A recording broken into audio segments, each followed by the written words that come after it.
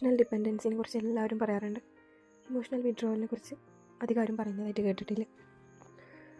നമ്മൾ പലരും തർക്കിക്കുന്ന സമയത്തും സംസാരിക്കുന്ന സമയത്തും മറ്റൊരാളെ അല്ലെങ്കിൽ ഓപ്പോസിറ്റ് നിൽക്കുന്ന ഒരാളെ പറഞ്ഞ് മനസ്സിലാക്കാൻ വേണ്ടി ഒരുപാട് ശ്രമിക്കും. ചില സമയങ്ങളിൽ നമ്മൾ ഉദ്ദേശിക്കുന്നതല്ല അവർക്ക് മനസ്സിലാവുക, അല്ലെങ്കിൽ അവർ ഉദ്ദേശിക്കുന്നതല്ല നമുക്ക് മനസ്സിലാവുക. അത് മിസ്അണ്ടർസ്റ്റാൻഡിങ് ചെയ്തിട്ട് ഒരുപാട് പ്രശ്നത്തിലേക്ക് പോകാറുണ്ട്. കാലക്രമേണ ചിലരൊക്കെ പ്രതികരിക്കാതെ സൈലൻ്റായി പോകും. അവർക്കൊന്നും തന്നെ പറയാനുണ്ടാവില്ല. അവർ മനസ്സുകൊണ്ട് സൈലൻ്റായി നിൽക്കും. തർക്കിക്കാനോ സംസാരിക്കാനോ ഒന്നും അവർ നിൽക്കില്ല. പക്ഷേ യഥാർത്ഥത്തിൽ അവിടെ സംഭവിക്കണം എന്താ വെച്ചാൽ അവർക്കുള്ളിൽ ഒരുപാട് കാര്യങ്ങൾ പറയാനുണ്ടാവും. അവർ പ്ലാൻ ചെയ്യുന്നുണ്ടാവും, ഉള്ളിൽ സംസാരിക്കുന്നുണ്ടാവും. പക്ഷെ അതൊക്കെ ഒരാളുടെ മുന്നിൽ വന്ന് പറയാൻ വേണ്ടി എന്തോന്നവർക്ക് അതായത് ഇതും മിസ്അണ്ടർസ്റ്റാൻഡിങ് ചെയ്തിട്ട് ജഡ്ജ് ചെയ്യും, സംസാരിക്കും എന്നൊക്കെ നല്ല പേടിയും ചിന്താഗതിയൊക്കെ അവരുടെ ഉള്ളിലുള്ളതുകൊണ്ടാണ്. അതുകൊണ്ട് തന്നെ മെല്ലെ നമ്മൾ സംസാരിക്കുന്നത് നിർത്തി തുടങ്ങും. എന്തിനു വേണ്ടിയോ സംസാരിക്കുന്നു എന്നുള്ള തോട്ട് മനസ്സിന് വരും.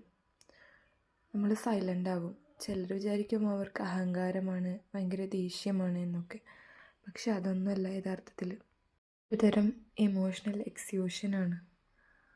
അത് അനുഭവിച്ചവർക്ക് മാത്രമേ അറിയുള്ളൂ. അതാർക്കും എക്സ്പ്ലെയിൻ ചെയ്യാൻ വേണ്ടിയിട്ട് പറ്റില്ല.